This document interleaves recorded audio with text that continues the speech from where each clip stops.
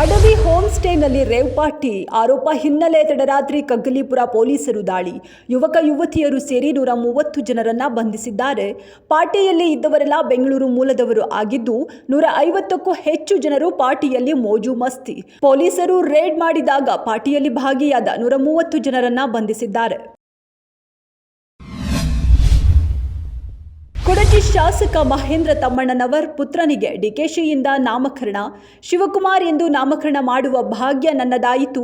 ನನ್ನ ಹೆಸರನ್ನ ಮಗುವಿಗೆ ಇಡಲು ನಿರ್ಧರಿಸಿದ ಶಾಸಕರ ಈ ನಡೆಗೆ ನಾನು ಧನ್ಯ ಎಂದು ಟ್ವಿಟರ್ನಲ್ಲಿ ಡಿಕೆಶಿ ಪೋಸ್ಟ್.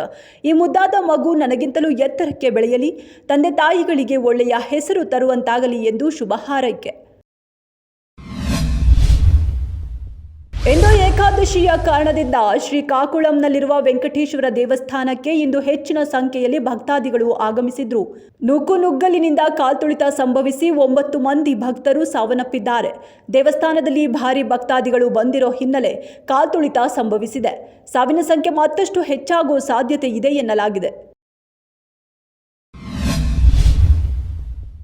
ನಗರದಾದ್ಯಂತ ಎಲ್ಲೆಂದರಲ್ಲಿ ಕಸದ ರಾಶಿ ಇರುವ ಸಮಸ್ಯೆ ಕುರಿತು ಟೀಕೆ ವ್ಯಕ್ತ. ಸಿಸಿಟಿವಿ ಕ್ಯಾಮೆರಾಗಳನ್ನು ಅಳವಡಿಸಿ ಎಲ್ಲೆಂದರಲ್ಲಿ ಕಸ ಎಸೆಯುವವರನ್ನ ಗುರುತಿಸಿ ಅವರ ಮನೆ ಮುಂದೆಯೇ ಅದೇ ಕಸ ಸುರಿದು ಬುದ್ಧಿವಾದ ಹೇಳುವ ಕೆಲಸ ಮಾಡಲಾಗ್ತಿದೆ. ಇನ್ನು ಹೆಚ್ಚಿನ ಸಿಸಿಟಿವಿ ಕ್ಯಾಮೆರಾಗಳನ್ನು ಅಳವಡಿಸಲಾಗುವುದು ಎಂದ ಡಿಸಿಎಂ ಡಿಕೆಶಿ.